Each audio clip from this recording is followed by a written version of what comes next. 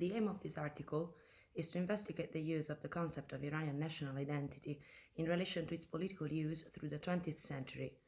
I argue that intellectuals, as a specific and recognizable social group, according to Antonio Gramsci's definition, had a crucial role in the development of the political use of identity, since their role among society is deeply connected to their relationship with power. Therefore, since it's not possible to identify a specific or unique identity, neither in terms of a language-based categorization nor in terms of the Islamic or non-Islamic discourse, I argue that the dominant political actors exploited the different identities of the country in order to create and recreate national identity. Since the Safavid conversion to Shi'ism, ulama gained control of all those activities defined by Gramsci as important services, namely education, tax collection, and administration. The control of the important services was indeed crucial because it allowed the Shiite hierarchies to people's legitimation both as religious and political authority. Then, when the Qajar dynasty took power, the Shahs began to identify ulama as the main reason of the backwardness of the country and tried to limit the power of religious hierarchies. However, during the Qajar reign, ulama became the actual dominant class who fully reflected Gramsci's theorization of ecclesiastical power. Because of the Imamat doctrine, in fact, the real government, Valaya and the administration of justice in accordance with the territoriality of law, was not a monarchical prerogative, and the Shahs could only exercise executive power in accordance with the pursuit of the common good for their people. Clergymen were true spiritual and political leaders who were also warrantors of the bond of trust between the court, citizens, and religious hierarchies. Ulama then became the guardians of the Iranian Islamic heritage, fostered by the absence of non-religious values connected to the ancient Persian history, proving both the centennial presence of the Shi'i hierarchy and the legitimate consideration of mujtahidin and fuqaha, as interpreters of the divine law, as Gramscian traditional intellectuals. An important turning point in the evolution of the political use of national identity was embodied by the reign of Nasser al-Din. In fact, thanks to Amir Kabir's reformist movement, the monarchical power strengthened itself and put the monarchy in direct competition with the religious hierarchies. Amir Kabir was moved among the manufacturers by modernization, and in particular, he looked to European modernization as a source of inspiration for the implementation of new laws, for instance, the reform of the judiciary and the reform of the education. The second one was particularly crucial because Amir Kabir gave birth to new educational institutions which were inspired by the European model of education, and those new schools, like Dar al-Funun, fostered the emergence of a new group of intellectuals who would eventually be crucial in the assimilation of traditional Shi'i ones. Institutions like Dar al-Funun were in fact aimed at the creation of suitable technical specializations for the modernization of the country. Finally, from a Gramscian point of view, the tobacco protests of 1891 can be seen as the struggle between two powers in order to gain control over the superstructures of the state. But the existence of the recognizable religious hierarchy implied that there were a social class division between clergymen, and class solidarity among religious and non-religious people was then soon established. When the Qajars began to be considered usurpers more than guardians of Islam, Shi'ism became a political ideology shared by Iranians, and consequently it turned into the base of the aggregation between comparable social classes belonging to various social groups, paving the way for the rise of organic intellectuals. The urban intelligentsia was characterized by the presence of a large number of middle-class people who were familiar with the idea of modernity due to their high level of education, since many of them received a Western education or completed their studies in Europe. The members of the intelligentsia not only shared a common social origin, but most of them also belonged to the same social environment, namely the city. Therefore, the intelligentsia was a recognizable Gramscian social group, which was overcoming the traditional clerical wing that promoted Shi'ism ideology, becoming de facto organic intellectuals who were trying to affirm their dominance. The outbreak of the constitutional revolution seems to confirm this assumption, since those organic intellectuals built up their modernist discourse by introducing new non-Islamic meanings to traditional Islamic concepts. Hence, the aim was to concretize Iranianness in the sense of belonging to a modern nation state, closer to the European model. To do so, it was necessary to reinterpret Islamic rhetoric of history and introduce a new narrative that recovered pre-Islamic tradition as the golden age of Iran. Then, the constitutional revolution promoted a discourse that considered Persian language the symbol of national identity. Finally, while Iran became a nation state accordingly to the Westphalian model, in terms of Milat-e-Iran, with a proper national identity, which was the Huyat-e-Melli, and Persian language was purified of Arab words in favor of the implementation of a modern Western scientific terminology. The rise of the Pahlavis further empowered the discourse on national identity based on non-Islamic values. Reza Shah progressively enforced an authoritarian regime based on pre-Islamic tradition, building a nationalist discourse through the recovery of the great Persian past. Reza Pahlavi put into force a top-down process of construction of national identity, where the ancient non-Islamic heritage was combined with the pursuit of modernity in order to create the modern Iranian citizens. This understanding of modernization and nationalism implied a substantial limitation of the influence of Islam, rather endorsing the idea of Aryanism.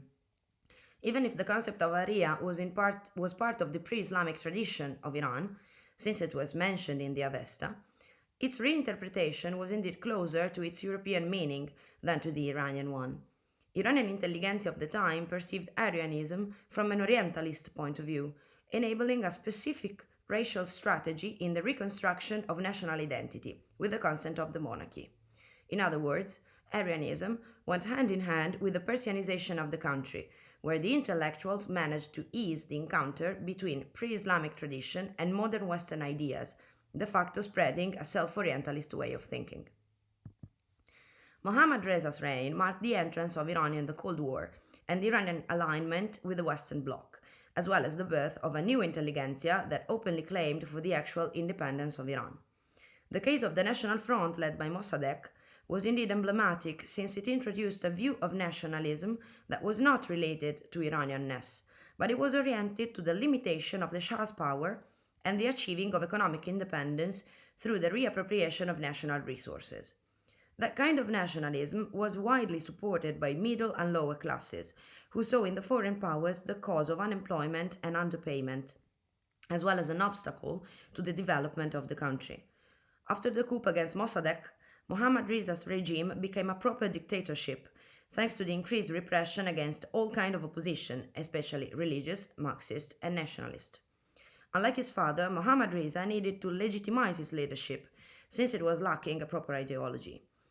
The response to this challenge was Pahlavism, namely the reinforcement of the critique against the weakness of Qajars and reactionary clerics, who compromised the great ancient pre-Islamic tradition of Iran. Pahlavism concretized in a theoretical framework where Iranian identity was still Aryan-centered and deprived of anything related to Islam, where the ideal form of government was found in monarchy, threatened by the democratic ideas of the constitutional revolution. Also, monarchy had to be authoritarian, since it was a duty of the Shah to preserve territorial integrity from specific foreign non-Aryan enemies in order to give birth to the greater civilization. Mohammad Reza's reign gave birth to a new category of organic intellectuals like Al-Hamad, who claimed for the end of imperialism over Iran, since the West was corrupting Iranian society like a proper illness, or Gharbzadigī. Or also Ali Shariati, who developed the idea of cultural alienation as the result of Western imperialist policies towards Iran. Shariati did not criticize modernity as a whole, but he emphasized how it contributed in giving birth to specific subjectivities.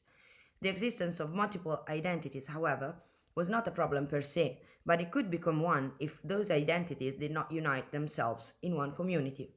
In that sense, Shariati called for a collective awakening against Western corruption in order to end colonialism in the Orient, even if he located the roots of Iranian loss of identity in Iranians themselves.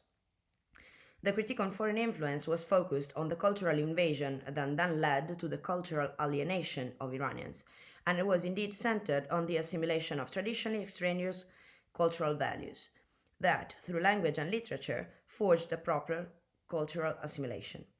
Shariati's back to Islam theory as an attempt for Iranians to achieve their own path to modernity was more focused on group identity than on national identity per se.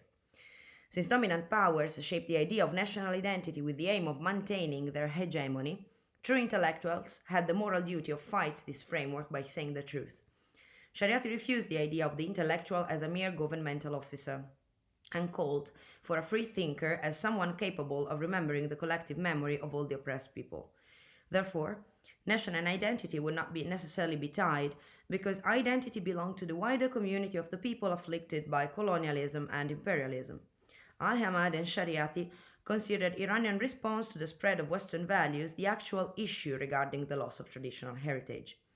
Differently from Mohammad Reza's racial nationalist paradigm of identity, Al-Hamad and Shariati shaped identity neither as something strictly related to the nation, nor exclusively tied to the pre-Islamic tradition, since Shiism was a constant part of the Iranian cultural heritage. The anti-Islamic policies of Mohammad Reza inevitably gave rise to the recovery of the Iranian Islamic identity. This phenomenon extended also among like intellectuals, endorsing the progressive rise of radical Islamism on the common critique against Western imperialism. In that sense, the modernist strand of ulama's milieu began to overcome the apolitical standpoint of Shiism, contesting the secularist base of the monarchical regime and claiming for the recovery of justice through Islamic sources. The cultural heritage of Shiism was progressively enhanced by the modernist ulama, recovering Safavid hierarchy in order to pursue divine justice, while the increased weight of religion determined the rise of a specific Iranian identity where Shiism became the distinctive mark of the Iranian nation. Specifically, modernism was intended in accordance with the usually understanding of rationalism, as expressed by Khomeini, and it was necessarily different from both secular modernization and westernization. Khomeini's ideology identified culture in the Islamic heritage of the country, thereby legitimizing Shiism as a cultural ontology that fostered Iran's identity. In opposition with both Pahlavi's secularist nationalism, where Islam was the synonym of underdevelopment, and Western imperialism that determined the recodification of the condition of coloniality, Khomeini's cultural ontology became the response to the construction of a colonial subject, and the preservation of national identity became then crucial in avoiding the spread of imperialism. If until the establishment of the Islamic Republic the idea of Iranian Islamic identity was intended as part of the broader Ummah, the outbreak of the Holy Defense War determined the crystallization of a strong tie between Iranian Shiite identity and national borders.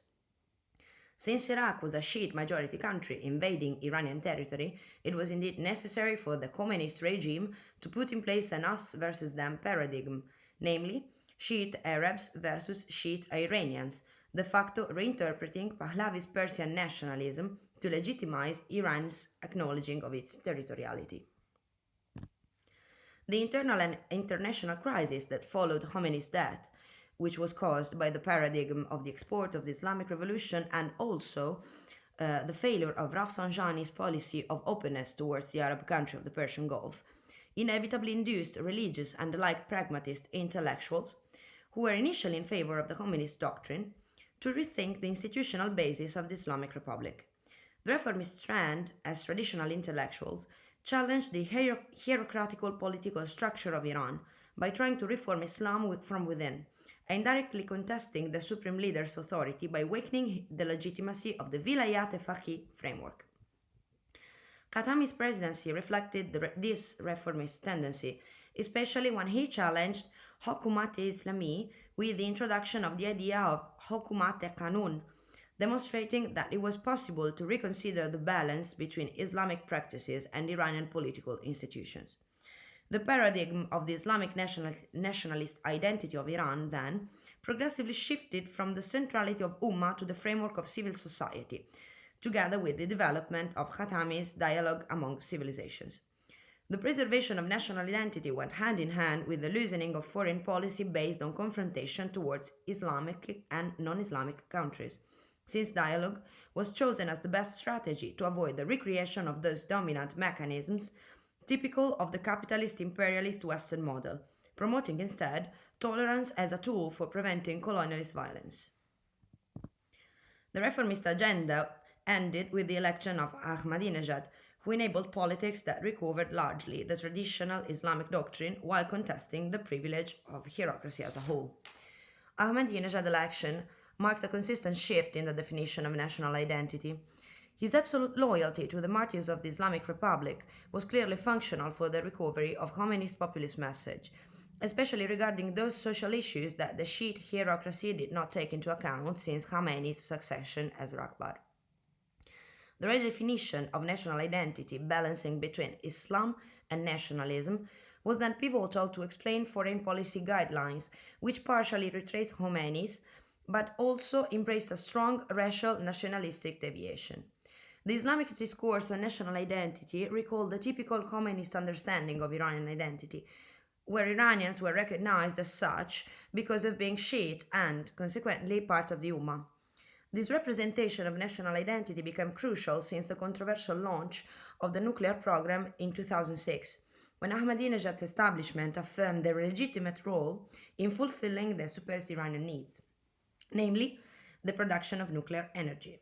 In other words, nuclear energy was turned into a civil religion, and the military environment acted as a specific organic social group that challenged their religious hegemony and wanted to dictate their demands without questioning the righteousness of the Islamic Republic. The essence of Ahmadinejad's idea of Iranian national identity consisted, on one hand, in the nuclear identity of Iran, and on the other hand, in the recovery of Arianism against the Zionist regime. Ahmadinejad paired political Shiism with the nuclear program, giving the latter a consistent messianic meaning because the nuclear program was the only tool for the destruction of Israel, which was necessary for safeguarding the Iranian social group. Hence, Arianism reappeared in the anti-Israeli discourse, even if its use was different from Pahlavi's times, because if Reza Pahlavi sought to establish a racial link toward Germany, both to validate modernization and to empower a non-Islamic Iranian identity, Ahmadinejad's use of Arianism highlighted the racial superiority of the Aryan nation towards the infidel state of Israel. Ahmadinejad believed in the righteousness of the Islamic institution, but he repeatedly contested the corruption of the traditional religious social group, therefore implicitly contesting their ownership of hegemony in administering national affairs.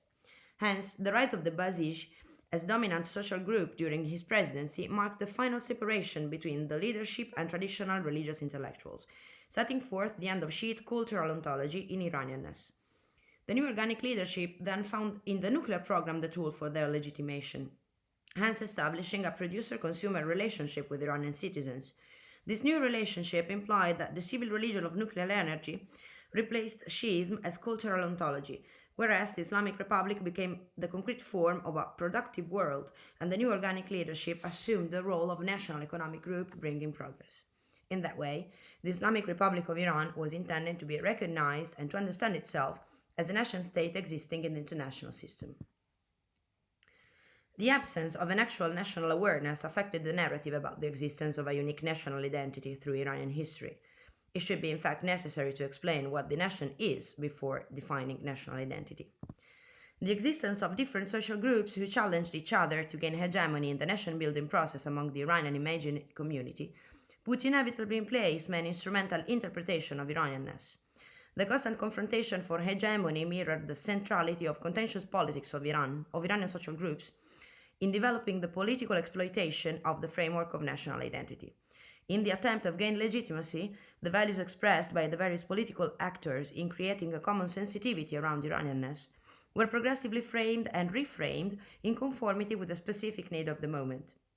For instance, from the paradigm of Persian language as the symbol of national identity, we move forward to Pahlavism. Then we see the Khomeinist Shiite cultural ontology, and finally, Ahmadinejad Aryanist nuclear civil society.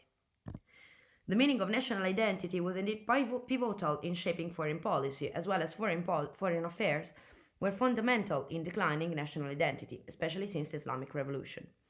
The chain of domestic socio-political shifts that Iran faced during its recent history was strongly tied to the international scenario, and this relationship inevitably led to the progressive connection between internal and external affairs. the many shades of Western influence on Iran, from informal colonialism to imperialism, as well as the nationalist claims of the specificity of the Iranian nation, were progressively exploited by the dominant powers to develop a unitarian policy about Iranian affairs.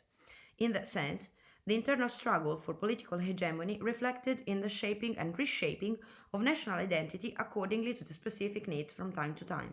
Therefore, the revolutionary discourse on national identity necessarily derived both from the long denied Islamic tradition and from the fear of the West.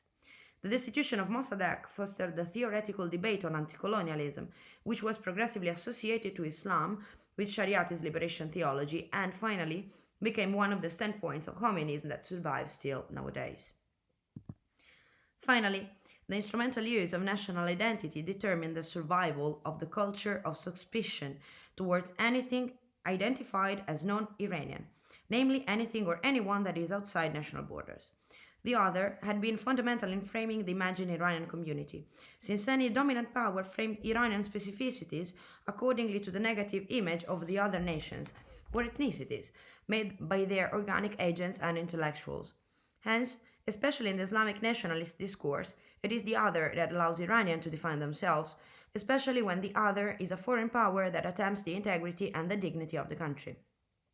During Khomeini's years, Iran was perceived permanently threatened by the United States and international Zionism, and the juxtaposition of Iranian identity against the West was justified in picturing the enemies as the forces of evil that the just Islamic government had to fight. Then, Khatami tried to put an end to the perennial confrontation by introducing the dialogue among civilization paradigm, even if his attempt was erased by Ahmadinejad's harsh recovery of communism.